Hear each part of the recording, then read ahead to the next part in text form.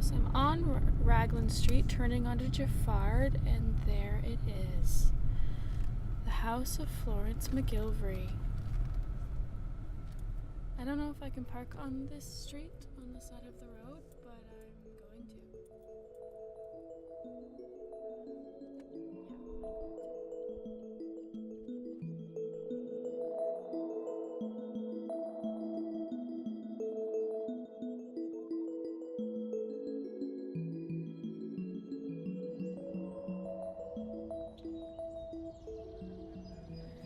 Which is Inverlyn, a small house on a large property, tucked away in Whitby.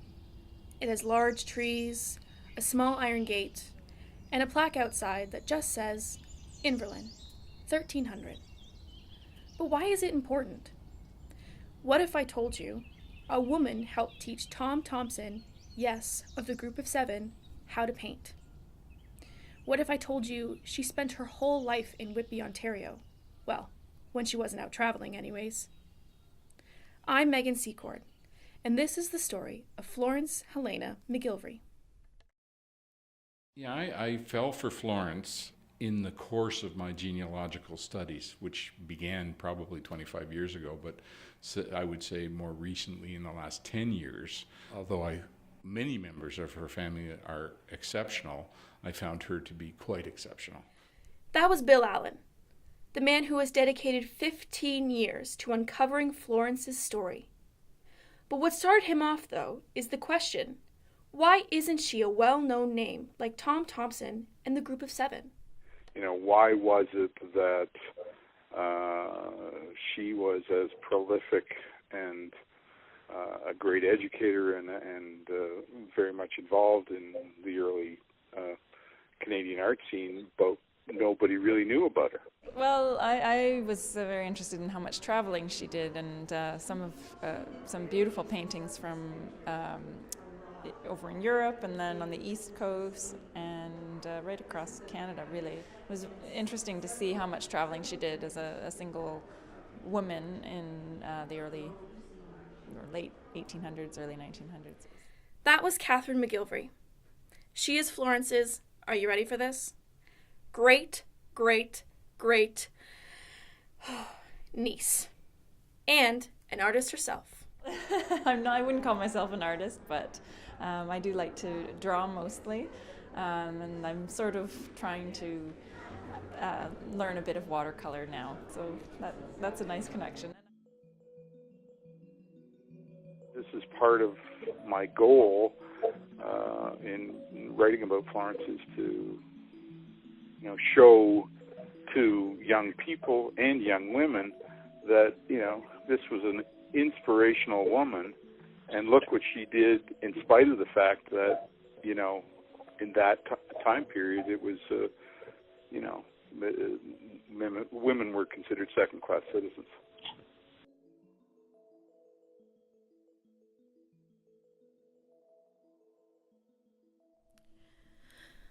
Florence was born March 4th, 1864, at Clovendale Farm in Whitby.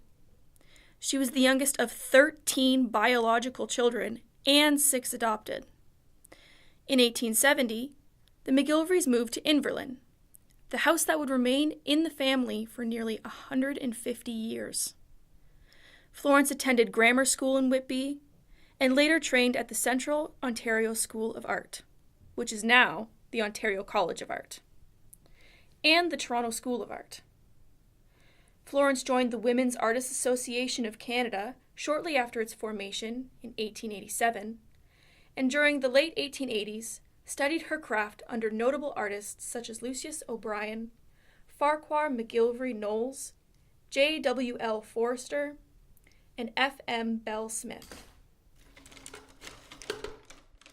Bill Allen says Florence was a courageous woman.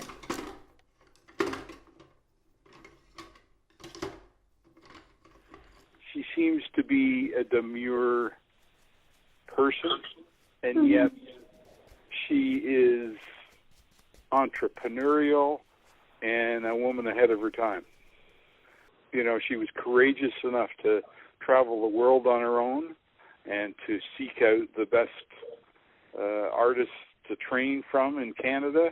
And then when she, eventually, after, doing well in education circles and teaching at Ontario Ladies College and Pickering College, she then decided to really pursue her art career, and she went to Europe and studied there, and then she traveled the world. Alexander Lysenko, the curator at the Station Gallery in Whitby, says Florence never stuck to one style. She has a very broad range of abilities, and her stylistic approach is very agile. And it's very, I would say that she was a restless artist in the best possible sense, because she didn't continue to do, although she explored motifs and themes, and everything from the pine grove at Inverlyn to the Gatineau to the Ottawa Valley. These were reoccurring themes. She approached them differently, pictorially, and she was a great experimenter, and really ahead by a century. In the summer of 1909, Florence went on her first documented trip abroad to St. Ives, Cornwall, in England. This was the beginning of Florence's many travels. Alexander Lysenko says she studied under some of the best.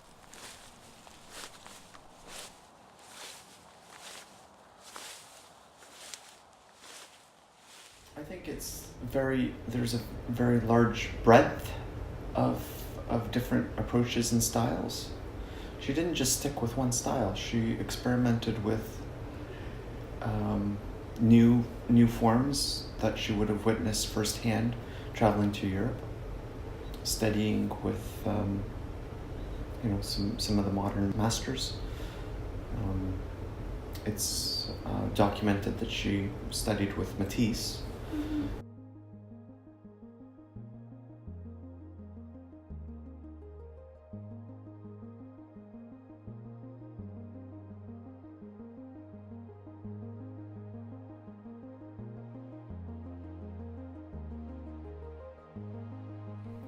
In 1912, Florence stopped teaching and began to focus solely on creating art.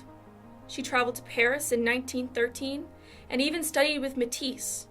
She was influenced by the post-impressionistic style. This is shown in her work using a palette knife instead of brushes. Florence continued to Brittany, Venice, and up through Italy. She eventually ended up in Switzerland in 1914 and was caught behind enemy lines when World War I started. She stayed in Switzerland for several months until she could get back to Canada.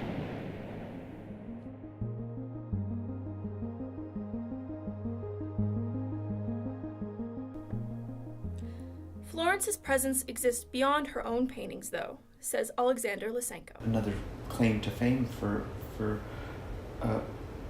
Florence is that she was good friends with the Thompsons of Tom Thompson fame, and she would have taught Tom Thompson too a little bit about painting.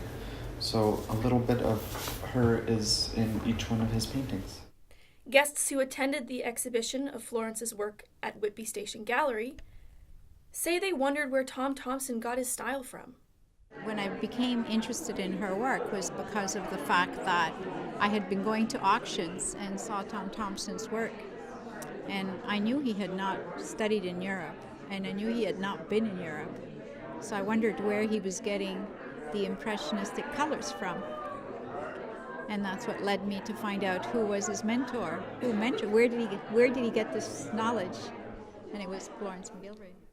In 1916, Florence reconnected with the now famous Canadian artist, Tom Thompson. She shared what she had learned in Europe and gave him advice on his own paintings. He went on to be a well-known artist and start the Group of Seven. Alexander Lysenko.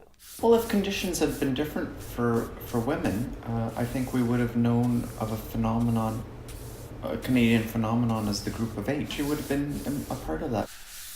The rest of Florence's life was spent traveling, learning, and most importantly, creating art. And Bill Allen thinks there is more of her art to be found. I don't know exactly how many paintings she had, but Augustus Bridle, who was a friend of hers and also president of the Arts and Letters Club in Toronto, he wrote in his obituary of Florence that he thought that she had over 1,000 paintings. Now, I have found, well, in the book, the Collection of Works book, I published 800 images. Subsequently, I found another 50 or 60 paintings, and I still think there's more out there to be found. So I do think that, in excess of 1,000 paintings is likely.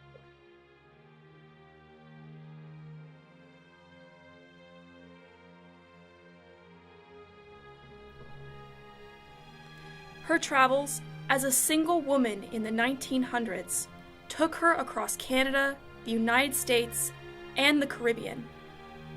Florence became a member of the Ontario Society of Artists, and her paintings are part of the National Gallery of Canada's collection. Thanks to Bill Allen and his research, Florence is coming out of the shadows and into the gallery lights. Allen's book, a collection of works by Florence Helena McGillivray, as well as his soon-to-be-published book, will continue to share her story. All the research Bill Allen has done will allow people to fall for Florence just as he did. They led a change in Canadian art history, but there was women that were involved in that, and Florence is one of them.